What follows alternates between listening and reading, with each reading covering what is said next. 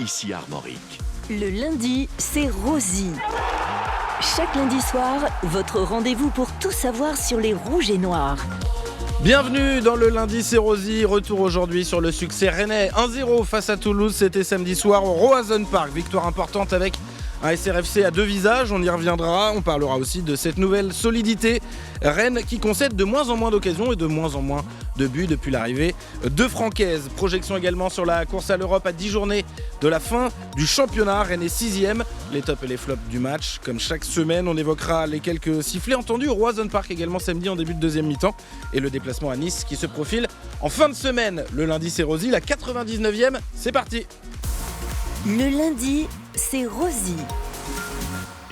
Bonsoir à tous, merci d'être avec nous cette semaine encore pour cette nouvelle émission. Notez bien que ce sera la semaine prochaine, la 100e du lundi c'est Rosie, à la veille des 125 ans du club. Donc voilà, on essaiera de fêter de manière un petit peu commune cet anniversaire. Pour ceux qui se demandent ce que c'est que ce maillot aussi, je vais le montrer peut-être à la caméra, voilà. C'est Kim Källström, époque Djurgården, époque suédoise, c'est son club formateur où il a terminé sa carrière aussi. On va bientôt fêter les légendes du Stade Rennais. Petit hommage à Kim Källström. Nos experts ce soir ont la particularité d'avoir tous les deux croisé la route du nouvel entraîneur du Stade Rennais, Francaise, lors de leur parcours au centre de formation, l'un comme éducateur, l'autre comme joueur, et d'être tous les deux mayennais.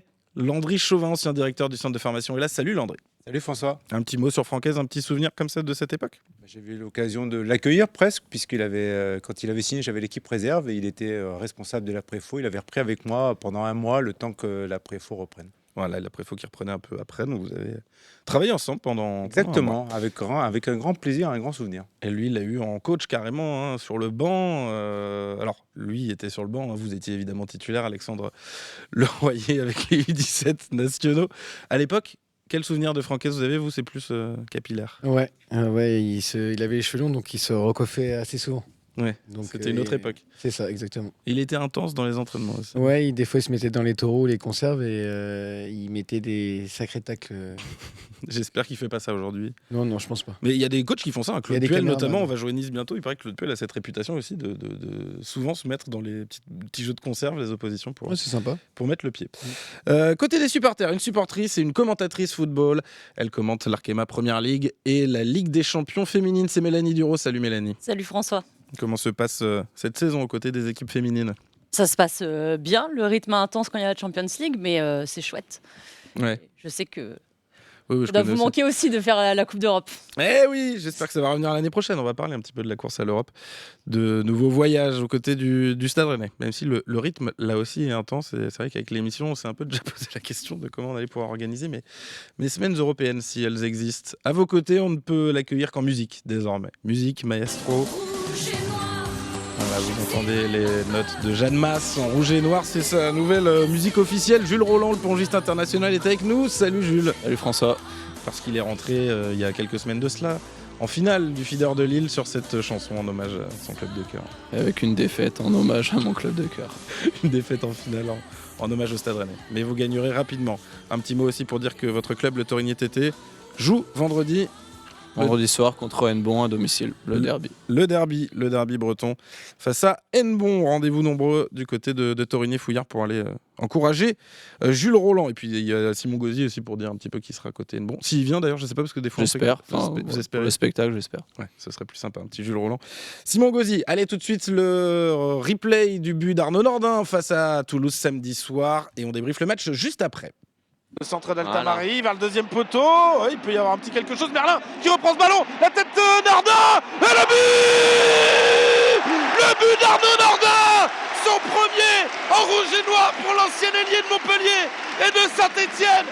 Superbe là ce ballon de Quentin Merlin qui est venu s'arracher sur le côté gauche. Au départ c'est un centre de Moussa Altamari de la droite vers la gauche avec son pied gauche, qui passe un peu devant tout le monde. On pense qu'il va sortir peut-être en 6 mètres finalement. Merlin s'arrache, centre de demi-volée. Guillaume Rest qui se couche, touche ce ballon du bras, le ballon qui va dans les airs. Et Arnaud Nordin, qui n'est pas le plus grand quand même, qui est allé gagner son duel aérien, mettre un joli coup de tête qui a lobé le défenseur toulousain pour aller se glisser au fond du but du TFC. But d'Arnaud Nordin, 1-0 pour le Stade Rennais, ici au Roazhon Park après 27 minutes de jeu. Le lundi, c'est Rosie. Le débrief. Une victoire qui permet à Rennes de conserver sa 6e place sans faire de grosses opérations au classement cette semaine. 2 points de prix quand même à Strasbourg, mais sinon Monaco, Lille ont gagné, Marseille a gagné, voilà, quelques points de prix à Lyon. Est-ce que Rennes est dans cette course à la 3e place ? Je ne sais pas, je vous poserai peut-être la question tout à l'heure. Pour démarrer, sur Toulouse, quelle analyse vous faites de la performance rennaise les uns les autres, Landry Chauvin ? Bonne première mi-temps, et puis deuxième mi-temps un peu plus laborieuse. Maintenant, c'est une victoire qui va compter. Ouais. Alex ? Moi, je suis d'accord avec Landry. Première mi-temps très maîtrisée, on avait beaucoup de ballons. Voilà. Après, on a fait un peu de handball parce que les Toulousains étaient dans leur surface. Mais après la deuxième, les Toulousains se sont un peu révoltés, on va dire. Donc un peu plus dur, mais pas d'inquiétude non plus, quoi. Bon. Et c'est vrai que effectivement, ils ont défendu bas ces Toulousains. Jules, comment vous l'avez vécu ce match ? Vous étiez au stade, j'imagine ? Oui, j'étais au stade de la même manière que Alex et Landry. Je pense que la deuxième mi-temps, elle a été compliquée, mais je pense que dans ces moments-là, moi, on m'a souvent dit qu'il faut savoir bien mal jouer et qu'il faut savoir gagner des matchs quand on n'est pas bon. Là, en deuxième mi-temps, c'était le cas et c'est bien d'être allé chercher la victoire, je pense. Et vous avez eu le sentiment que c'est ça, on savait faire ce dos rond, cette... En tout cas, sur ce match-là, oui, c'était le cas. Et ils ont été solides. Mélanie ? Sur ce match ? Un peu comme tout le monde, première période très agréable avec une grande possession, des actions offensives intéressantes. Peut-être qu'on aurait pu mériter d'avoir 2 buts d'avance à la pause, je pense même, notamment sur le coup franc de Merlin qui était super bien joué. Ou le lob de Madi Camara. Aussi. Ils sont deux face au gardien. Il a le Paul juste à gauche. C'est une belle situation. Peut-être même 3-0 donc à la pause. Et puis seconde période un peu incompréhensible par rapport à ce qu'on avait vu sur les 45 premières minutes. Mais on a été, nous, je pense en tant que supporters, en asphyxie quand même un petit moment. Elle a été très longue à suivre et à vivre. Mais au final, ils ont réussi à conserver le 1-0. Donc c'est quand même un match positif, bien sûr. Et avec ces 2 occasions, notamment pour Toulouse. Emerson dans une situation un peu similaire à celle de Madi Camara en première période. Et la tête de Cresswell dans les arrêts de jeu aussi sur laquelle Samba est vigilant. Vous retenez quoi principalement, finalement, parce que vous le dites tous, il y a 2 mi-temps différentes. Est-ce que vous êtes plus sur la première ou sur le goût amer de la seconde, Landry ? Non, il faut toujours rester sur la première. Après, il y a des signaux. C'est de nouveau un clean sheet. 3e victoire consécutive. Mon fameux 4-3-3 que j'adore, qui est revenu au goût du jour. Et pour moi, je comprends mieux maintenant pourquoi le Stade Rennais a recruté Arnaud Nordin, parce que ça correspond vraiment à ce Mais c'est ça, en fait. L'intelligence de Franck Hez, qui a su surfer sur le beau succès de Sepp Tambouret contre Paris Saint-Germain. Donc tout ça fait qu'aujourd'hui, les joueurs ont des repères. Ouais, c'est vrai, puisque justement, c'est aussi une des questions que je voulais vous poser. Il a reconduit par 2 fois le 11 vainqueur face à Paris, qui avait été quand même créé, si je puis dire, par Sébastien Tambouret. C'est peut-être une forme d'humilité. Et c'est logique, non, Alex, de repartir avec ces 11-là ? Non, clairement, quand il y a une équipe qui gagne, souvent le coach remet la même parce que voilà, ça fonctionne, donc pourquoi changer ? Donc c'est tout à fait normal. Et après, ça fonctionne pendant 3 matchs. Donc je pense que... On va la revoir encore. Vous voyez des joueurs capables de bousculer la hiérarchie, là, comme ça, en l'état de ce 11 ? Vu les rentrées de ce week-end, je suis pas sûr. Après, on ne sait pas. Il y a peut-être des joueurs qui sont pas rentrés qui vont peut-être faire la différence plus tard aussi. Donc, mais c'est vrai que cette équipe gagne. Donc finalement, pourquoi la changer, quoi ? Vous l'aimez bien, ce 11, Jules, aussi, s'il vous plaît ? Ouais. Peut-être Frankowski, s'il est remis, je pense qu'il a sa place dans l'équipe. Mais sinon, c'est vrai que vu l'entrée des joueurs qui étaient sur le banc samedi, ça peut être compliqué. Ouais, on va regarder pour les tops et les flops, mais c'est vrai que vous êtes nombreux à avoir parlé des entrants. C'était logique de repartir aussi avec cette équipe-là. Est-ce que vous espérez, Mélanie, que ça y est, on a abandonné la défense à 3 peut-être Là, je pense que oui. Sur la défense à 3, je pense effectivement qu'on va rester à 2. En plus, Brassier et Roux, c'était pas forcément des titulaires indiscutables. Et force est de constater qu'ils sont plutôt très bons. Tous les deux. Je mets Lilian Brassier au-dessus, mais je pense qu'on va en reparler. Mais après, par rapport au changement qu'il peut y avoir dans cette défense centrale, ça va peut-être arriver aussi. Je ne sais pas s'ils vont être titulaires jusqu'à la fin de saison, mais en attendant, comme ça gagne, comme il y a juste un but encaissé contre le PSG, c'est logique que ce soit reconduit comme ça. C'est possible qu'il le reste parce que Jérémy Jacquet, on n'est pas certain, pas encore, peut-être, sans doute. Mais voilà, il y a des discussions entre Rennes et Liverpool. Son cas est très complexe finalement parce qu'il appartient encore à Rennes. Le transfert avec Liverpool sera effectif qu'au 1er juillet. Mais on peut comprendre aussi que Liverpool ait un petit peu son mot à dire sur la santé d'un joueur sur laquelle elle a placé 70 millions d'euros et qu'ils vont récupérer en juillet. Donc on verra. Il y a aussi Abdelhamid Aït Boudlal, évidemment, qui pourra peut-être bouger cette hiérarchie.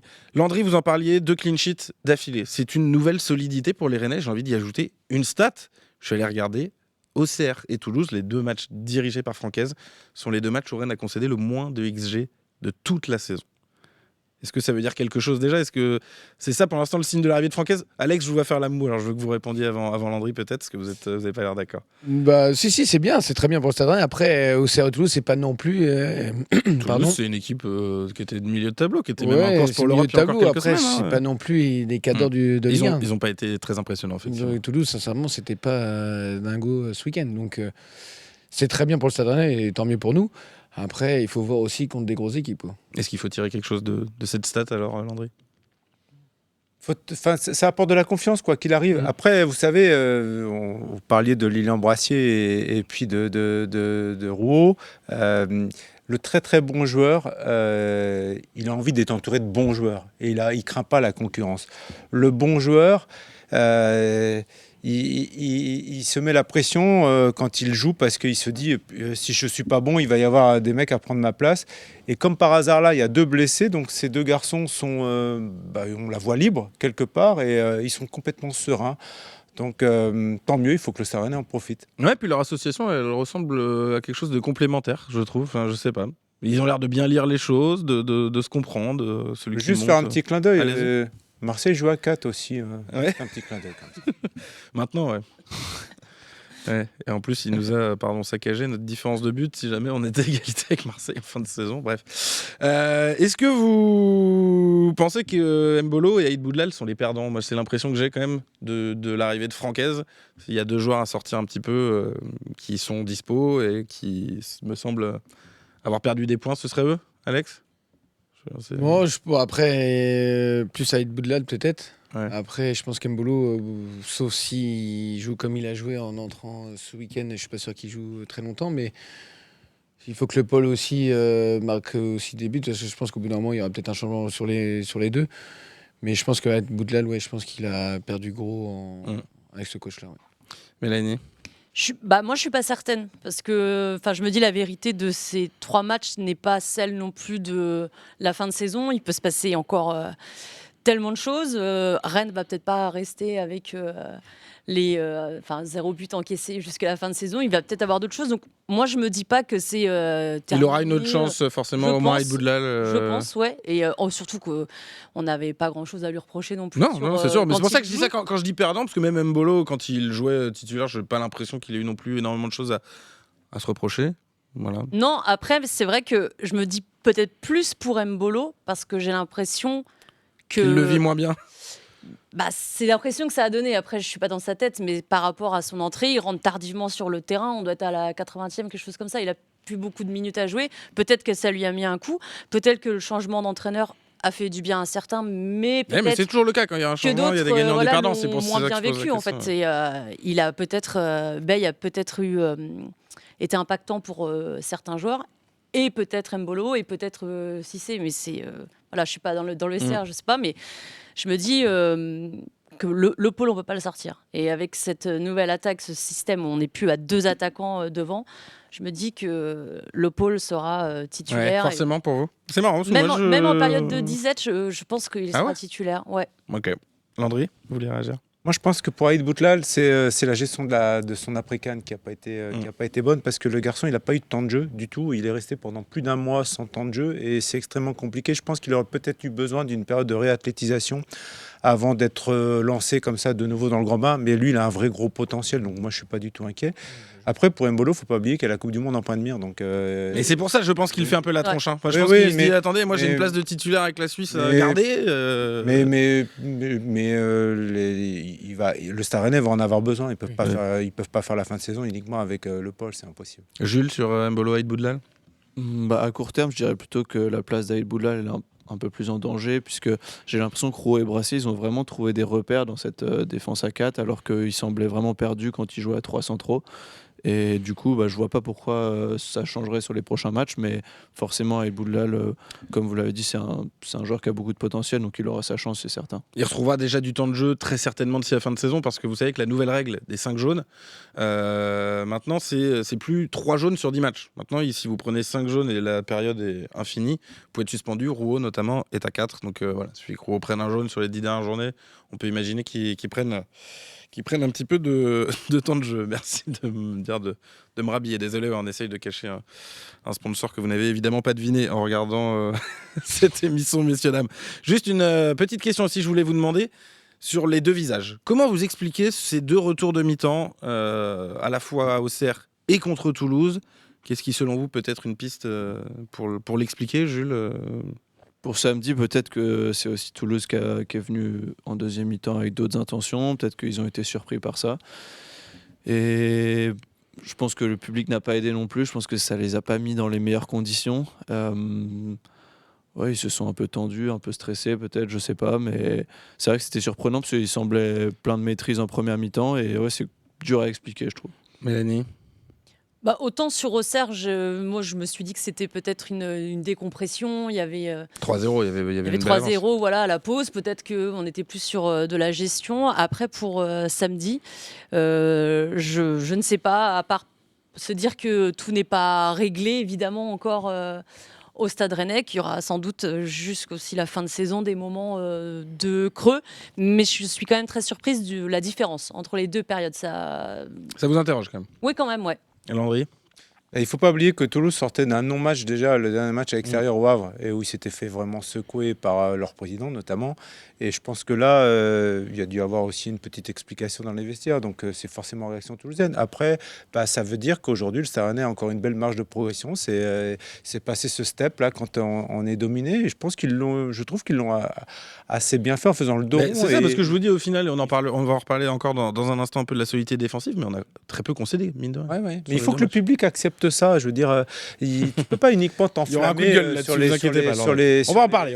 Off, toi. Vous avez raison, on va en parler. Alex, sur le retour des vestiaires du Stade Non, Rennais, après, Toulouse a poussé, c'est normal, ils perdent 1-0. Donc, en tant que joueur, on sait que quand on commence la deuxième mi-temps, l'équipe adverse est un peu apathique la première mi-temps. Donc, ils vont déjà se réveiller un peu, vu que le coup de gueule du coach, je pense, à la mi-temps.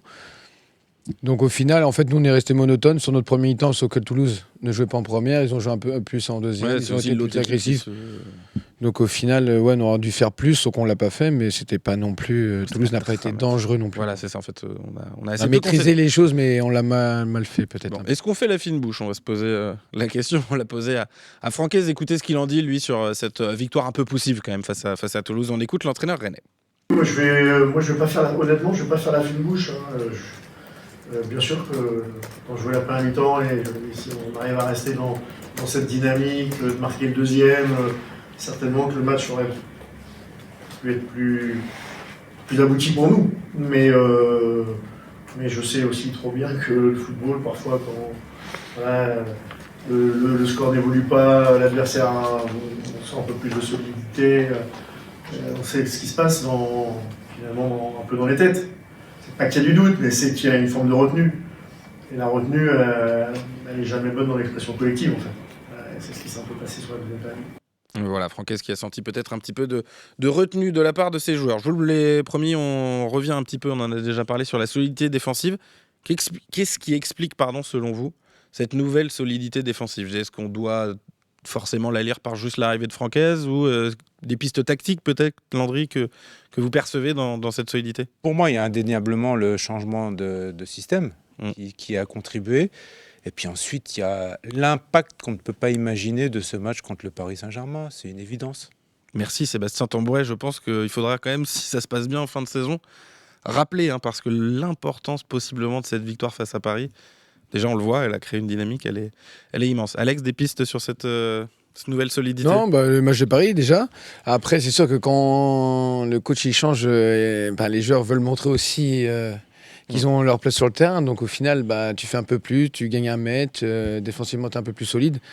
Donc au final, tout ça ensemble, ça fait un Stade Rennais solide. Donc au final, il n'y a pas que ça en soi, mais ça fait beaucoup de choses, je pense, le coach. Jules, votre regard de sportif de haut niveau, vous avez vu des nouvelles attitudes chez les joueurs peut-être qu'il y a eu quelque chose de nouveau Sur le peut-être match de Paris, oui, ça c'est une certitude.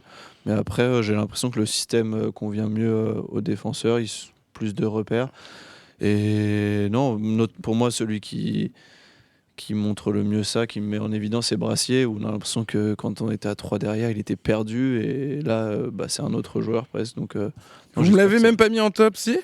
Non, j'ai voulu me différencier. Mais il aurait pu très bien être dans mes tops, sans aucun problème. Mélanie, une petite piste avant qu'on passe justement au top et au flop sur cette solidité. C'est un cercle vertueux, on le sait, dans chaque équipe, il y a des cycles, il y a des séries positives. Et commencer une série positive contre un match, contre le Paris Saint-Germain, ça enclenche évidemment quelque chose. Donc ce match-là, le changement de dispositif, les joueurs qui se sentent mieux, qui jouent mieux, ils se rendent bien compte aussi, quand ils sont mauvais, ils le savent, quand ils sont bons aussi. Donc je pense que tout ça fait une émulsion positive. Et profitons-en, tant que ça dure, ça pourra sans doute pas être comme ça jusqu'au dernier match, mais tant que ça dure, faut en profiter. Et les joueurs aussi qu'ils en profitent. J'espère que ça dure jusqu'au dernier match, toujours. On peut espérer, oui, on peut espérer, bien sûr. On a posé la question aussi à Francaise sur les pistes qui pouvaient expliquer cette progression défensive du Stade Rennais. Est-ce que c'est une nouvelle attitude des joueurs? Est-ce que ça s'explique par aussi la possession, Rennes qui a eu pas mal de possession, notamment en première mi-temps, qui annule un peu les attaques adverses. Écoutez l'entraîneur du Stade Rennais. En partie par la possession, mais surtout sur la possession de la première mi-temps. Sur le deuxième, ça c'est ajusté quand même. Et après, parce qu'on est resté plutôt structuré, plutôt organisé dans le jeu, parce que Toulouse, si à un moment vous ouvrez, quand la fatigue commence à intervenir et que vous êtes 15-0, c'est que c'est une équipe vraiment qui est capable d'être très, très, très verticale et d'être bonne dans la verticalité, et d'être bonne sur les phases arrêtées aussi.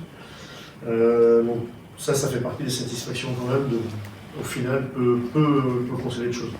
Voilà, les explications tactiques de Francaise sur cette nouvelle solidité rennaise. On le rappelle, 2 matchs pour le nouveau coach du Stade Rennais et 2 clean sheets. Tout de suite, les tops et les flops dans le lundi, c'est Rosie. Les tops et les flops du lundi. Victoire, et donc on commence par les tops. Je vais demander chacun de me donner le nom du joueur que vous avez choisi avant qu'on en débatte un petit peu plus largement. Mélanie. Lilian Brassier. Jules. Arnaud Nordin. Pardon. Arnaud Nordin. Alex. Valentin Rongier. Valentin Rongier. Et pour moi, c'est Lilian Brassier que j'ai choisi. Landry, ça y est, j'arrête de l'embêter à chaque fois, vous l'avez compris, il n'y a pas de top et de flop avec Landry. Mélanie, expliquez-nous pourquoi vous avez choisi comme moi Lilian Brassier. J'ai adoré son match du début à la fin. Je l'ai trouvé dans son attitude serein. Je l'ai trouvé bon à la récupération du ballon sur son rôle défensif. Je l'ai trouvé très bon aussi à la relance, même quand il était sous pression. Et puis une lecture du jeu aussi très bonne sur les ballons aériens, où il montait d'un cran pour récupérer ce ballon de la tête, pour faire une tête, pour dégager le ballon plus loin. J'ai vraiment rien de négatif à dire sur lui. J'ai trouvé vraiment un match super pour Lilian Brassier. Et en plus, comme il y a quelques matchs où il n'était pas au top de sa forme, ça me fait aussi plaisir pour lui de le voir capable de sortir un gros match comme ça. Ouais, il revient en forme et en force, Lilian Brassier. Jules, vous avez choisi le petit Arnaud Nordin qui est allé manger sur le crâne de Charlie Cresswell. C'est ça, forcément pour son but. Et en plus, c'est symbolique, ce Cresswell, il nous avait fait mal au match aller, il avait été très très bon. Il était énorme. Et là, il gagne ce duel-là. Et en plus, il a eu une belle activité sur son côté, je trouve. Donc, pour moi, Arnaud Nordin, c'est lui qui nous délivre. Il permet aussi, comme disait Landry, à cette équipe de jouer en 4-2-3 aussi. C'est vrai que sans lui, est-ce qu'il y a assez d'ailiers finalement ? Non, il n'y a pas d'ailier finalement, un peu comme la saison dernière de mémoire, c'était un peu ça aussi le problème. Et du coup, ça permet de changer de système. Donc, je pense qu'il apporte beaucoup à cette équipe. Et il n'avait pas marqué, figurez-vous, depuis décembre 2024. Ça commençait à dater plus d'un an. De la tête, ça faisait combien de temps ? De la tête, on lui a demandé, je crois qu'il l'avait pu. Et j'avoue que je suis pas allé retrouver. Valentin Rongier, le capitaine rennais pour Alex Leroyer. Oui, parce que j'ai fait un peu une fixette sur lui pendant le match et sincèrement, il perd pas beaucoup de ballons, il est serein, il calme le jeu, il joue vers l'avant quand il faut jouer vers l'avant. C'est le métronome du stade, donc il n'y a pas grand-chose à dire sur lui, sincèrement. C'est un très bon capitaine, il fait ce qu'il faut, il est exemplaire. Le métronome, le baromètre aussi, quand ouais, il est ça, bon, ouais, Rennes est bon. Il gère le jeu et il récupère beaucoup de ballons, pardon. Et sincèrement, il y a vraiment rien à dire sur lui. Et donc moi j'avais Brassier, je vais rien ajouter à ce qu'a dit Mélanie, c'était parfait. Donc on va s'en tenir là pour les tops, les flops désormais dans l'indice Rosy. On va y aller. Mélanie à nouveau. Les rentrées. Alors, vous en avez mis 2, mais effectivement c'est 2 entrants. Place un peu moins. Vous avez mis Cissé et Mbolo, c'est ça? J'ai mis Cissé et Mbolo, ouais. Moi les entrants aussi, j'inclus plutôt Blas. Ouais. Vous mettez Blas dans le lot? Ouais, un petit peu moins, mais je l'entendre quand même dedans. Je peux l'entendre. Alex Leroyer, il a mis quoi? L'entrée d'Embolo. L'entrée d'Embolo. Et moi j'ai mis Naguida. Voilà, donc on va pouvoir en débattre. Je vais démarrer sur Naguida, que j'ai trouvé à l'envers sur la première période. Alors, il avait fait 2 énormes matchs face à Paris et Auxerre. Je l'ai mis dans mes tops d'ailleurs, je crois, contre Auxerre. Et là, je sais pas, j'ai trouvé que sur les interventions, il avait du mal, il était un petit peu en retard, il a perdu des ballons, il a pris des risques. Alors ça, on sait que c'est un petit peu son péché mignon, mais dans des zones qui me semblaient un petit peu dangereuses. Il s'est remis un peu mieux sur la fin de deuxième, quand Rennes était un petit peu en train de souffrir, où il a intercepté 1 ou 2 ballons qui étaient quand même importants, mais je trouve que sur l'ensemble du match, c'était un petit peu insuffisant, même si il n'y avait rien de dramatique pour lui. On va y aller sur les entrants. Si c'est Mbolo, Mélanie? Sur une seconde période où Rennes est en difficulté, on attend aussi que les entrants aient un impact. Et ce qui n'a pas été le cas pour les deux.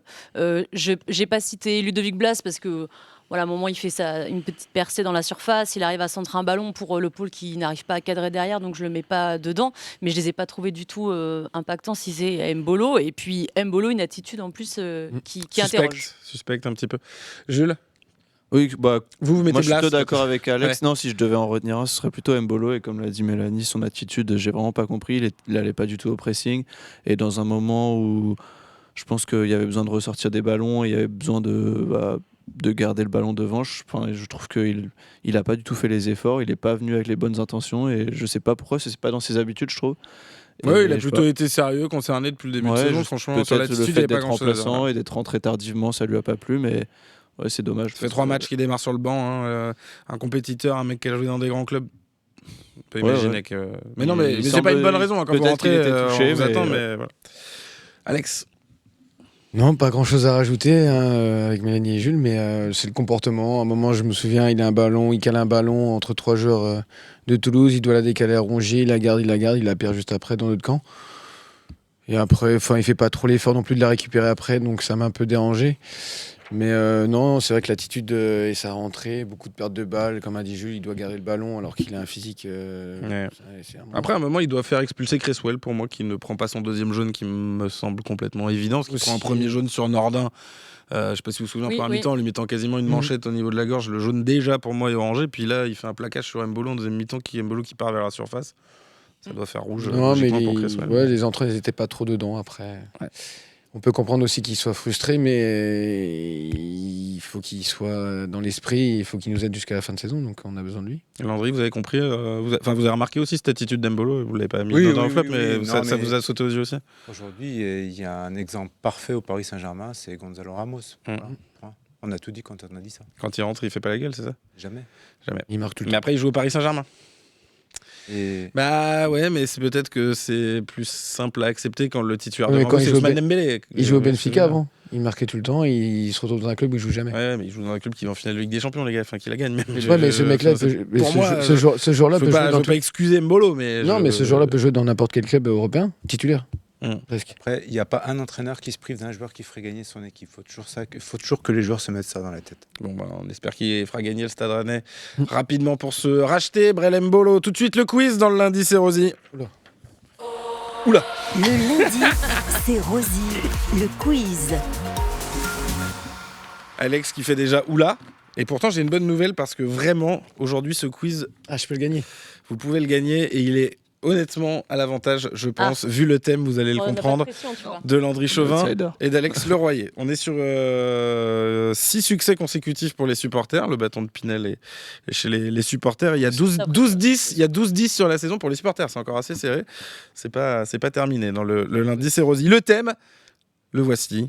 Comme Francaise, ou comme Landry Chauvin d'ailleurs, ils ont été formateurs à Rennes et ont déjà dirigé des équipes comme numéro 1 d'une équipe professionnelle. Il y a Julien Stéphane déjà. Peut-être pas. Est-ce que je mets des choses aussi évidentes? On verra. Oh oui. Pas certain. Première question. Je suis né en Bretagne. J'ai également été formateur à Lorient. J'entraîne aujourd'hui en Angleterre. Le Brice.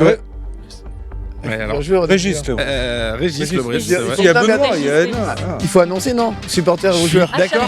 J'ai dit joueurs. Mais l'ami, c'est pas la première fois que vous jouez. J'ai dit joueurs avant. Mais ça Je fait suis des mois d'accord. que je Je suis l'ai pas pas rappelé la règle, mais en fait, c'est bien la preuve qu'il faut que je la rappelle chaque semaine. On est d'accord. Je donne qu'un demi-point. Oh. Ah si, logique. J'ai dit joueurs en même temps. faut investir dans un buzzer, par contre. Ouais, il faudra investir dans Oui, un c'est buzzer, ça. clairement. Mais je donne qu'un demi-point, effectivement, parce que vous n'avez pas respecté la règle. Vous devez donner le nom de l'équipe, supporter ou voilà, joueur, expert, comme vous le souhaitez. 0,5 à 0 pour les supporters. Deuxième question. Je suis né en Bretagne. J'ai également été formateur à Lorient. Joueur. Joueur. Stéphane. Julien Stéphane. Bien joué. Merci. Et voilà, j'avais pas fini en fait l'énoncé de Régis Le Bris, je voulais pas donner la fin. J'entraîne en Angleterre, j'ai remporté un titre avec le Stade Rennais au Stade de France. Dans un rôle d'adjoint à l'époque, la Gambardella avec Laurent de Huard. 2008, absolument. Voilà, j'ai eu Alexandre Leroyer sous mes ordres, il y avait ça aussi dans le. Stéphane aussi. Dans les l'énoncé. dans Stéphane. Mais bien sûr, c'était là, j'allais y venir. Je suis né en Bretagne, j'ai également été formateur à Lorient. J'ai également eu Alexandre Leroyer sous mes ordres. J'entraîne aujourd'hui en Angleterre et j'ai remporté un titre avec le Stade Rennais au Stade de France. Sauf que moi, c'était en numéro 1 avec les pros en 2019. Allez, troisième question. 1 pour les anciens joueurs, à 0,5 pour les supporters. Troisième question. Moi aussi, j'ai remporté un titre avec le Stade Rennais au Stade de France dans un rôle d'adjoint comme Régis Le Bris, un rôle dans lequel je suis promu cette saison-là après des années à encadrer les jeunes de l'école de foot à la formation. Mon aventure rennaise prend fin en mars. Joueur Mathieu Le Scornet. Mathieu Le Scornet bien joué.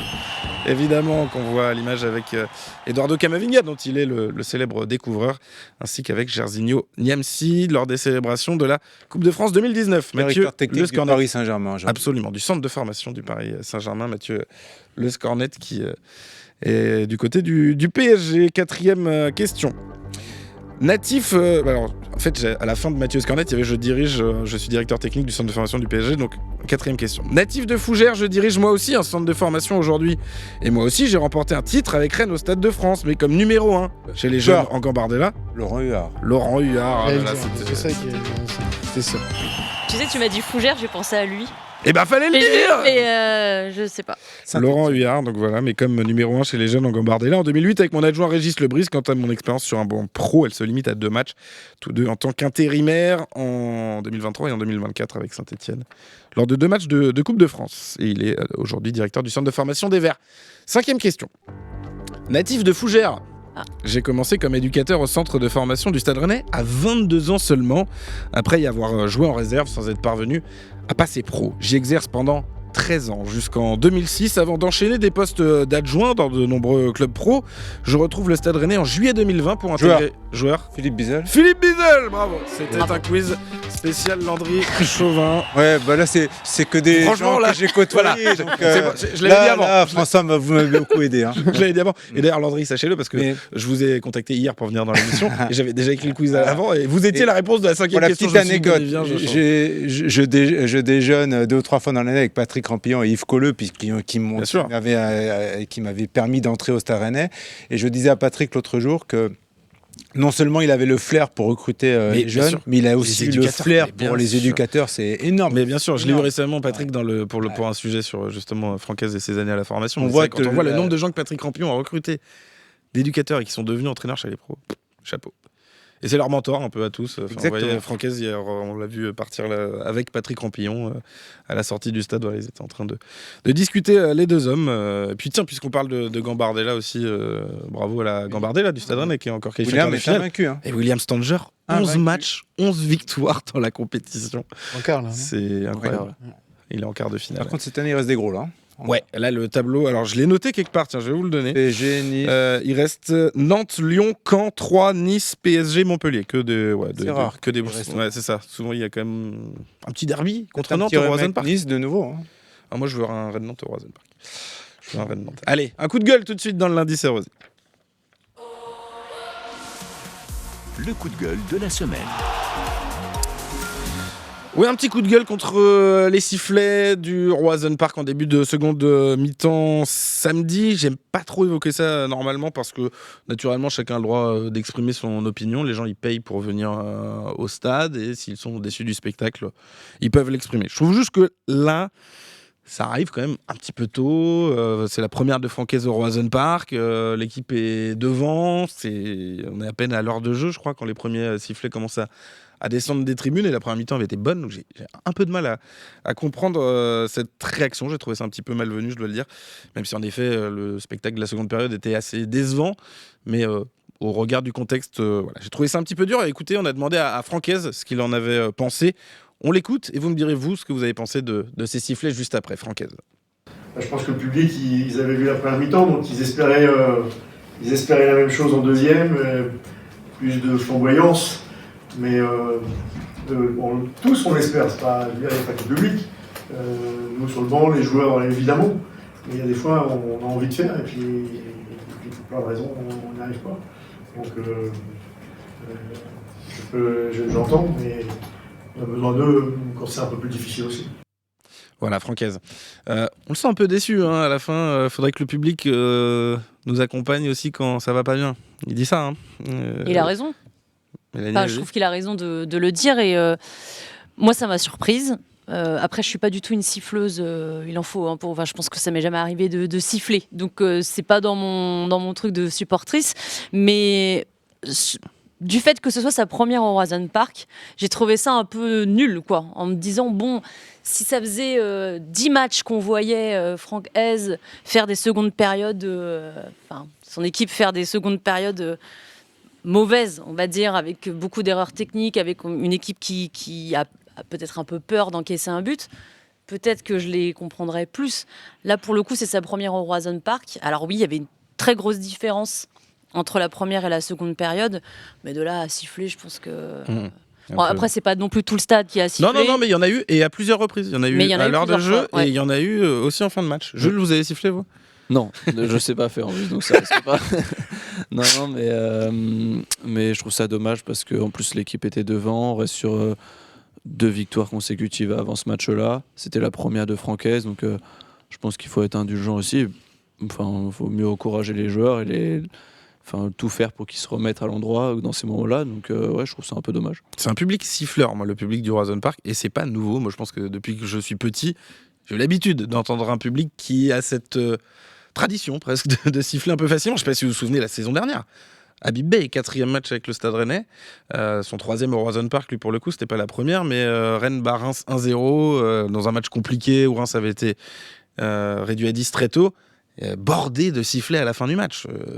Public exigeant, non ? Le public rennais, Landry Chauvin, on le connaît. Mais c'est bien d'être exigeant, il n'y a pas de souci par rapport à ça. Après, il ne faut pas oublier que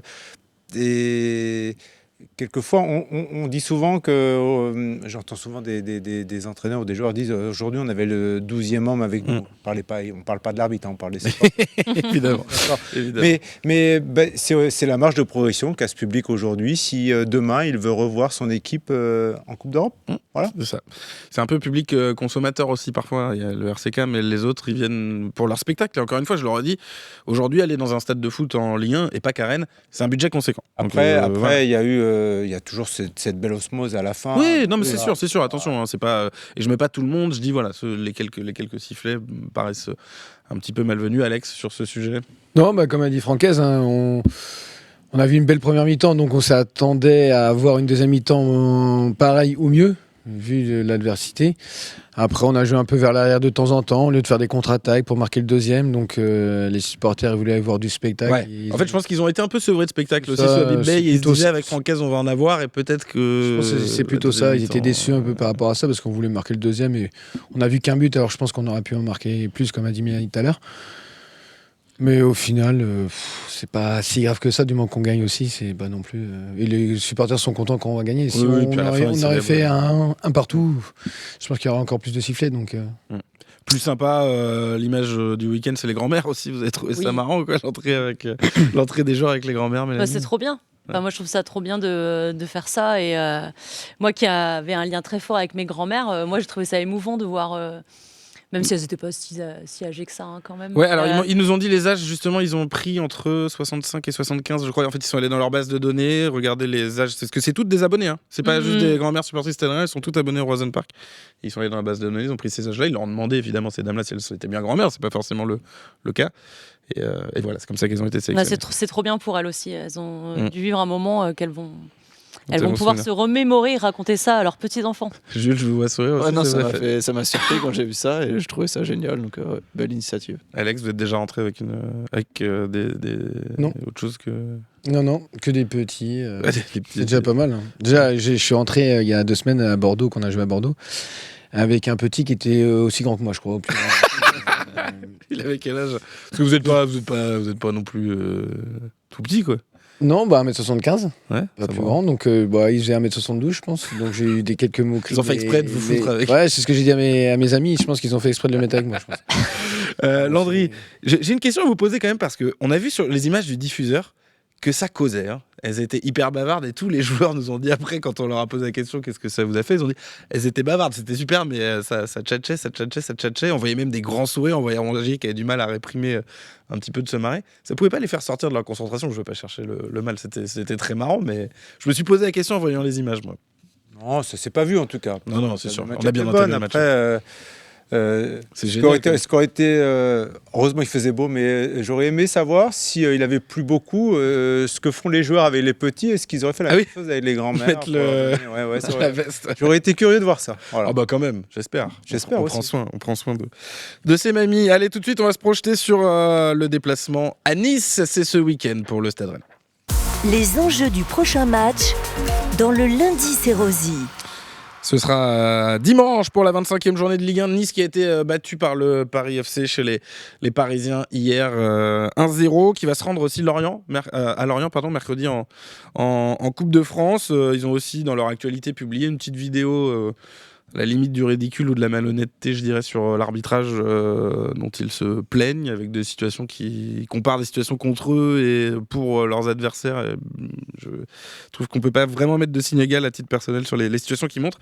On en saura plus sur leur état de forme peut-être après le match de Lorient. Non, là, c'est un petit peu dur peut-être d'analyser leur dynamique. Landry, assez niçois.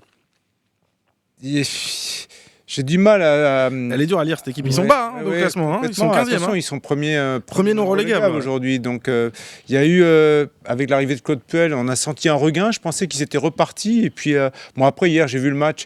Ils sont quand même pas vernis. Ils ont pas été en réussite. Je pense que les XG de Nice, hier, elles sont plus élevées peut-être que celles de Rennes contre Toulouse. Ah oui, c'est possible. On n'est pas très haut en XG contre Toulouse. Mais j'ai du mal à lire cette équipe. Et puis, c'est surtout cette ribambelle de blessures en permanence qu'il y a dans ce. Mais ça fait plusieurs années quand même. Parce qu'ils ont un bel effectif sur le papier. Hein. Ça fait plusieurs années qu'ils ont des blessés. Alex, cette équipe de Nice, ça vous inspire quelque chose? Ouais, pareil que Landry, c'est une équipe qui arrive pas trop à grand chose. En Europe, ils n'ont pas gagné un match, je crois, ou peut-être un, peut-être. Il y a eu l'histoire aussi du bus là avec Mofi et oui, qui sont partis depuis. Hein. Sincèrement, c'est une saison à la Juve et à Porto quoi. Ils sont à Nice. Alors moi, bravo la porte de sortie, bravo les agents. Mais donc c'est un peu une saison un peu noire pour eux. Donc je sais pas trop quoi dire d'eux. Après, il y a eu Colpe d'arriver, donc attention quoi. Je le disais, ce sera après leur quart de Coupe de France. Et si on regarde un peu le calendrier à venir du Stade Rennais, c'est assez intéressant de voir que donc il y aura Nice après son quart de finale de Coupe de France. Lille. Rennes va les jouer entre leurs 2 matchs aller-retour contre Aston Villa en Coupe d'Europe. Strasbourg, s'ils se qualifient, ils ont un tableau assez ouvert et ils sont presque même favoris de cette Conférence League. Ce serait entre leurs 2 quarts de Conférence League que le Stade Rennais jouerait à Strasbourg. Lyon, qui a aussi un calendrier assez ouvert en Europa League, ce serait juste après une potentielle demi.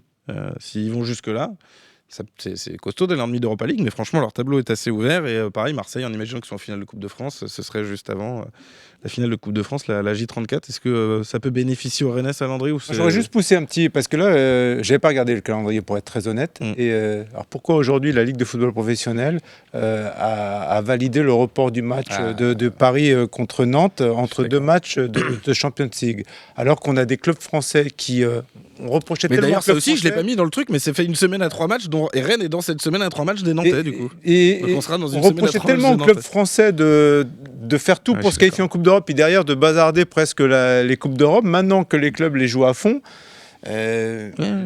on taille un effectif, on bâtit un effectif. Surtout quand on est le PSG. Je veux dire, surtout quand on est le soit tu le fais pour tout le monde, et puis Nantes ou soit tu le fais pour personne. Alors, on n'est pas là pour parler du FC Nantes dans cette émission, mais que Nantes se couche de la sorte, moi je trouve ça incompréhensible pour un club qui joue le maintien quand même. Parce qu'eux, ils vont se taper une semaine à 3 matchs avec le PSG au milieu quand même. Et donc voilà, tout ce calendrier, vous l'avez. Je voulais qu'on parle du coup très rapidement, chacun votre avis sur la suite, la course à l'Europe. On le rappelle, Rennes est 6e de Ligue 1. Toujours, ça fait 10 journées d'affilée que le Stade Rennais est 6e. C'est assez fou, à seulement 24 journées de disputer, que le club ne bouge pas. Comment vous la visualisez ? Est-ce que Rennes doit regarder en haut, en bas ? Est-ce que 6e finalement, quand on l'est 10 journées d'affilée, est-ce que c'est pas la place qu'on a des chances d'avoir en fin de saison ? Je pense qu'il faut regarder les deux. Je pense que parce que tout est possible, une place plus haute que la 6e, mais comme être 8e aussi. Donc il reste encore quand même pas mal de matchs. Et c'est compliqué de se prononcer puisque ça va se jouer aussi avec les états de forme des autres équipes. Et on verra comment elles encaissent les rythmes des matchs tous les 3 jours. Il y a certains joueurs qui préfèrent ça. D'autres peut-être moins, mais je trouve que là, aujourd'hui, on est tout début mars. Pour moi, c'est impossible de... Le 10 journées, on démarre. Trouver la place finale du Stade Rennais, moi non. Ok. Jules, vous le percevez comment ? Strasbourg est à 5 points. On a quand même pris 2 points à Strasbourg sur cette journée. Il reste pas mal de confrontations directes, je crois. Il reste Lille, Strasbourg et Lyon, Marseille aussi. Et Marseille, ouais. Donc c'est ces matchs-là qui vont être importants, je pense. Et j'ai vu le classement moyen des équipes que toutes les équipes vont affronter d'ici la fin de saison. Rennes est plutôt dans les chanceux. Le classement moyen des équipes disputées. Déjà le match contre Lille dans 2 semaines va être très important et c'est ces matchs-là qu'il va falloir gagner, je pense. Ouais, celui-là, ça peut être un tournant, Landry, dans le Rennes-Lille qui arrive dans 2 semaines. Tous l'être, mais ce qui est sympa dans ce haut du tableau, je pense qu'il y a 2 groupes de 4 qui se détachent. Il y a les 4 premiers là pour ces 3 fameuses places en Champions League. Ah ouais, pour vous, Marseille, par exemple, est débarrassé de... On voit le classement là. Marseille est 3 points devant Rennes. Mais peut-être, vous avez peut-être raison. Et puis derrière, il y a Lille, Rennes, Strasbourg, Monaco qui vont batailler pour les places européennes suivantes, à mon avis. C'est vrai. Ouais, ça s'entend. Alex, comment vous la sentez cette course ? Non, après je sais pas si on va être européen, mais je trouve ça bien qu'on soit dans ces équipes-là qui se bataillent pour l'Europe en tout cas. Ouais. Et c'est notre place. Je pense que c'est notre place d'être là. Donc après avoir, je pense que ça va être compliqué parce qu'il y a des bonnes équipes au-dessus et même en dessous. Mais ça va se jouer peut-être dans les confrontations directes. En fait, effectivement, tout le monde en aura. C'est intéressant de vivre une fin de saison comme ça. C'est mieux de vivre ça que de vivre une saison au côté 10e. T'as rien à jouer. Les 2 dernières saisons un peu du Stade Rennais. Voilà. Donc le dernier match, c'est à Marseille, c'est ça ? Ouais. Pourquoi ça vous intéresse particulièrement, Jules ? Vous avez un scénario en tête ? Il est pas facile, quoi. C'est vrai que la saison l'Europe là-dessus, ça va être pas mal. Ce sera pas simple face à Habib Beye. Mieux se mettre à l'abri avant. Aussi, face au Marseille d'Habib Beye, qui a d'ailleurs 3 points, on le voit au classement, mais en fait 4 parce que sous Habib Beye, Rennes avait une différence de but très mauvaise à cause de beaucoup de raclés reçus malgré au classement des points d'une équipe qui était 6e, mais la différence de but est très désavantageuse pour les Rennais, donc ça comptera aussi sans doute en fin de saison. Merci Landry. Merci à vous. Merci Alex. Merci à toi. Merci Jules. Et merci Mélanie. Bonne semaine à tous. N'oubliez pas de vous abonner à la chaîne YouTube 100% Stade Rennais. Ici Armorique. Bonne semaine à tous. Le lundi, c'est Rosie.